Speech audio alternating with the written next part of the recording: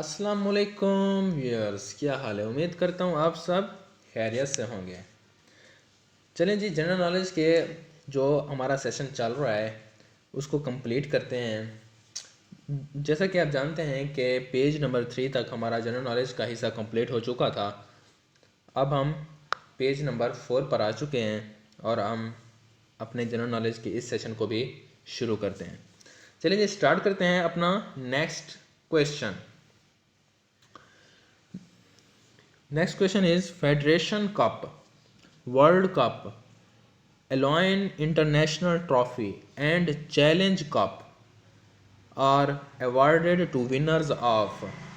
ये यानी कि कौन सा ऐसा खेल है जिसमें ये वाले कप वगैरह जीतने वाले को दिए जाते हैं। क्रिकेट में तो मेरा ख्याल नहीं है कि ऐसे फेडरेशन कप नहीं होता और एलाइन इंटरनेशनल ट्रॉफी भी नहीं होती।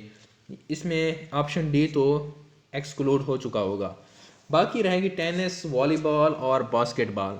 तो ऑप्शन इसका देखते हैं, volleyball, option B. Okay viewers, क्योंकि क्रिकेट तो हम सब देखते हैं, हमें इतना तो पता है कि क्रिकेट में ये वाले फेडरेशन कप और एलाइन इंटरनेशनल ट्रॉफ़ी और चैलेंज कप वगैरह ऐसे यानी कि इनामात नहीं होते।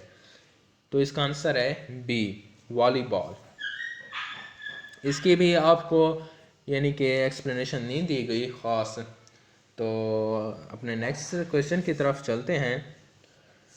Who will inaugurate the 6th Asia Pacific Ministerial Conference? हमने बताना है कि किसने 6 यानी कि 6ठी एशिया पैसिफिक मिनिस्ट्रियल कॉन्फ्रेंस मुनक्किद करवाई थी। वो कौन थे जिन्होंने ये मुनक्किद करवाया था। आपको ये चंद एक बताए गए हैं कि इसमें आपको 4 आपको बताए गए हैं, यानी कि इनमें से आपने बताना है फिर कि कौन सा वो इंसान था। इन चारों में से फिर आपने बताना है कि इसका आप जब व्यू आंसर पे क्लिक करेंगे तो हमारे पास इसका आंसर आ जाएगा वेंकटेश नायडू। ओके व्यूअर्स, वेंकटेश नायडू वो शख्सियत है जिन्होंने 6th Asia Pacific ministerial conference बुलवाई थी, मुनक्किद करवाई थी। ओके व्यूअर्स, इसकी भी एक्सप्लेनेशन काफ़ी नहीं दी गई।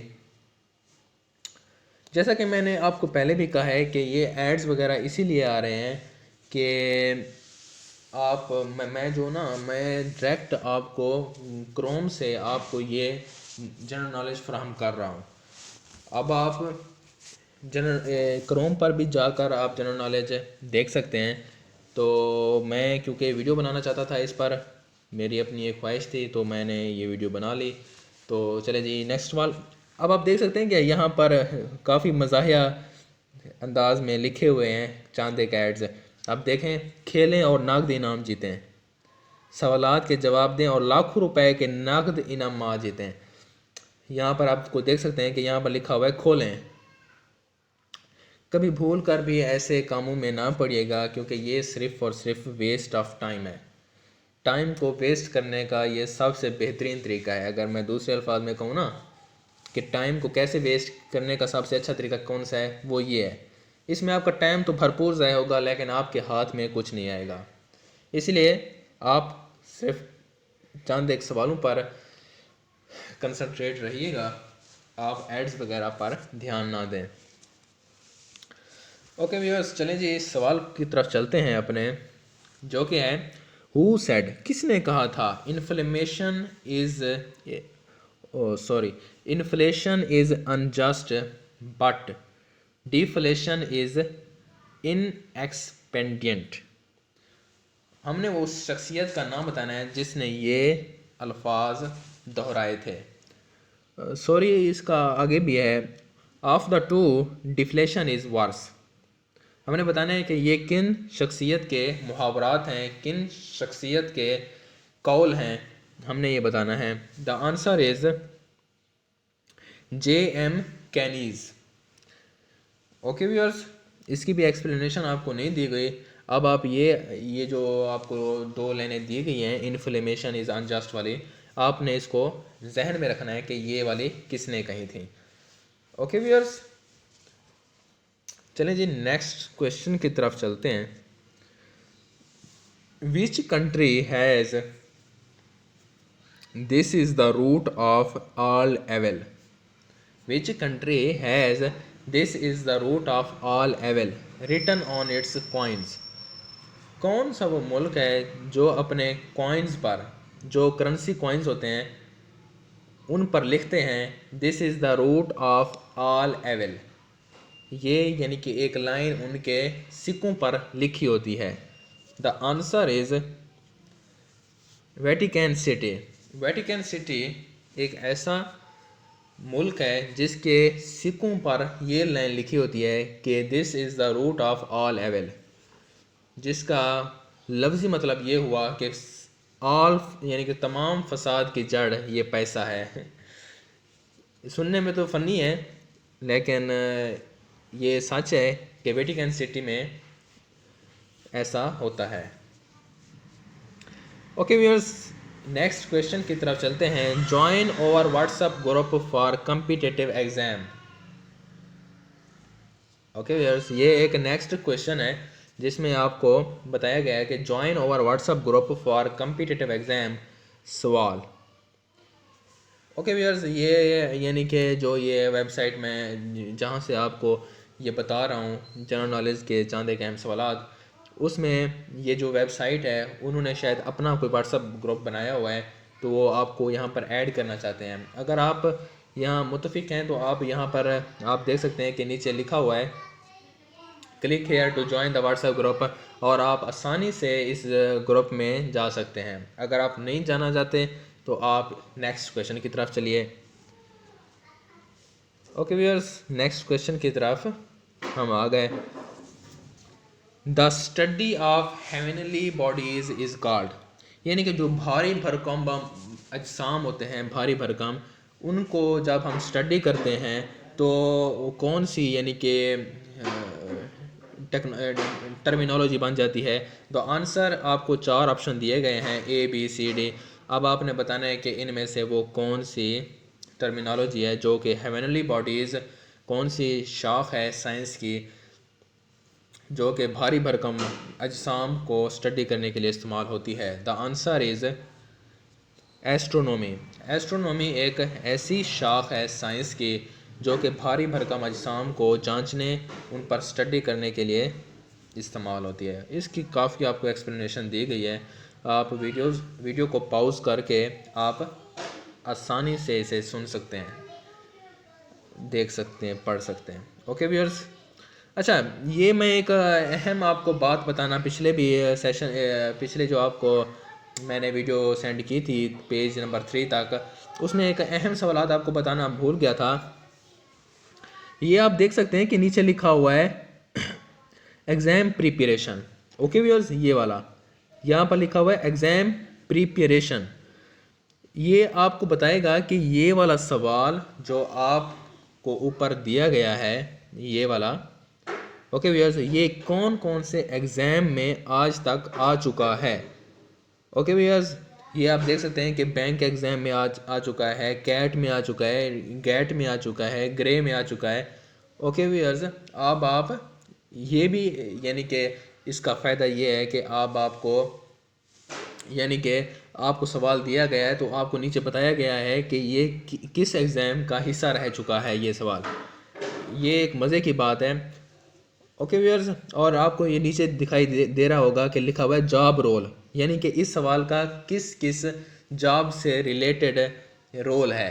यानी कि आप देख सकते हैं क्योंकि ये बैंक एग्ज़ाम में आ चुका है, ये बैंक क्लर्क में ये सवाल पूछा गया था। ओके व्यूअर्स, ये आप आसानी से देख सकते हैं। नेक्स्ट क्वेश्चन की तरफ चलते हैं जो कि है Kempegowda festival was organised in which city. ये एक फेस्टिवल है जो कि हमने बताना है कि ये किस सिटी, किस शहर में ऑर्गेनाइज्ड किया जाता है।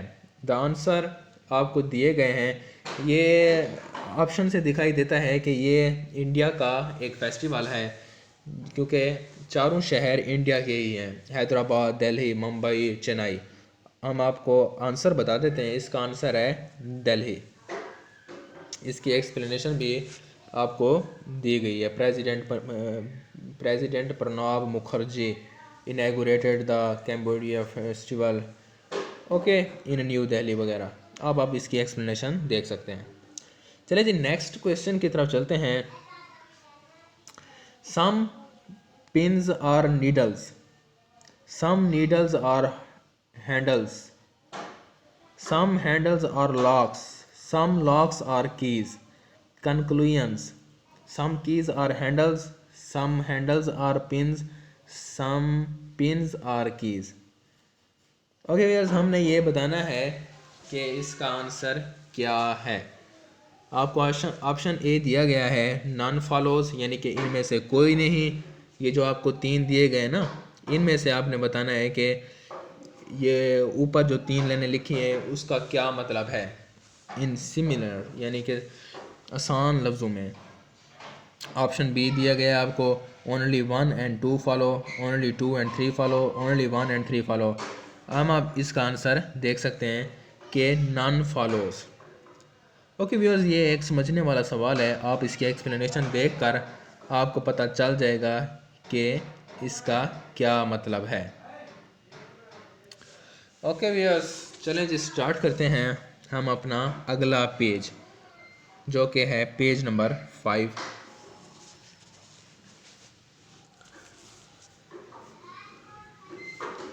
ओके व्यूअर्स, हम अगले पेज पर आ चुके हैं। अब हम देखेंगे कि इसका आंसर्स क्या हैं। What is the study of human beauty called. Okay viewers, हमने बताना है कि जब ह्यूमन ब्यूटी पर हम यानी कि स्टडी करते हैं तो वो कौन सी शाख बन जाती है, उसको हम क्या कहते हैं। द आंसर इज़, इसका आंसर है कैलोलॉजी। कैलोलॉजी यानी कि ह्यूमन ब्यूटी को स्टडी करने के लिए इस्तेमाल की जाती है। नेक्स्ट क्वेश्चन की तरफ चलते हैं। Which one of the following rivers is recharged by subsoil water. Okay viewers, which one of the following rivers is recharged by subsoil water? The answer is Narmada, option C. इसकी explanation आपको नहीं दी हुई। Next question की तरफ चलते हैं। Yellow colour of papaya is due to. Papaya का yellow colour, पीला कलर किस वजह से होता है। The answer is option A caricaxanthin. Okay viewers, इसकी वजह से इसका कलर पीला होता है। इसकी एक्सप्लेनेशन काफ़ी मिकदार में आपको दी गई है। चलिए जी नेक्स्ट क्वेश्चन की तरफ चलते हैं। The computer size was very large in. हमने बताना है कि कौन सी जनरेशन में कंप्यूटर का साइज़ सबसे बड़ा था। इसका ऑप्शन है फर्स्ट जनरेशन, क्योंकि फर्स्ट जनरेशन से मुराद ये है कि जो कंप्यूटर पहले पहले लॉन्च हुआ था उसका साइज़, क्योंकि उस वक्त साइंस इतना टेक्नोलॉजी इतना एडवांस नहीं हुई थी कि वो कंप्यूटर का साइज़ छोटा कर सके। इसीलिए पहली जनरेशन में जब नया नया कंप्यूटर बना था तो काफ़ी तकरीबन एक कमरे से भी बड़ा कंप्यूटर था। लेकिन आजकल क्या है कि हमारे पास लैपटॉप है, हमारे पास टैबलेट है, हमारे पास मोबाइल है, हमारे पास स्मार्ट फ़ोन्स आ चुके हैं जो कि एक कंप्यूटर की शाख हैं। इसीलिए जो पहली जनरेशन का लैपटॉप कंप्यूटर थे वो सबसे बड़े थे साइज़ में। इसके एक्सप्लेनेशन काफ़ी आपको अच्छे तरीके से समझाई गई होगी। चलिए जी नेक्स्ट क्वेश्चन की तरफ चलते हैं, जो कि है the articles 17 and 18 of constitution provide. ठीक है, कॉन्स्टिट्यूशन में जो 17 और 18 आर्टिकल के नाम से 2 लाइनें हैं, उनका हमें क्या फ़ायदा होता है। Provide social equality, economic equality, political equality, religious equality. Option आपको दिए गए हैं, इसका ऑप्शन ए सोशल इक्वालिटी। इन दो यानी कि आर्टिकल 17 और 18 से हमें ये पता चलता है कि सोशल इक्वालिटी होनी चाहिए माशरे में।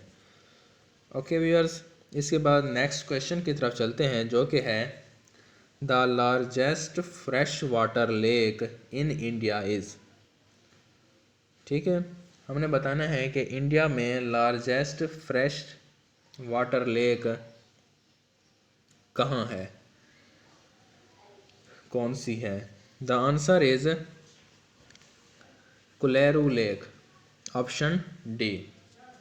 इसकी एक्सप्लेनेशन भी आपको नहीं दी गई। नेक्स्ट क्वेश्चन की तरफ चलते हैं। First Indian women to win Man Booker Prize. Okay, हमने बताना है कि फर्स्ट इंडियन वोमेन वो कौन सी इंडियन वोमेन है to win Man Booker Prize. आपको डिफरेंट ऑप्शन दिए गए हैं। इसका ऑप्शन है अरुंधति रॉय, ऑप्शन डी। इसके एक्सप्लेनेशन आपको काफ़ी अच्छी तरह से समझाया गया है। अच्छा, एक्सप्लेनेशन में आपने देखना ये है कि आपको जो एक्सप्लेनेशन दी गई है क्या उसमें से भी चंद सवाल निकल सकते हैं, अहम सवालात, या वो सिर्फ ऐसे सिर्फ एक्सप्लेनेशन यानी कि मोटी मोटी बातें हैं समझाने के लिए।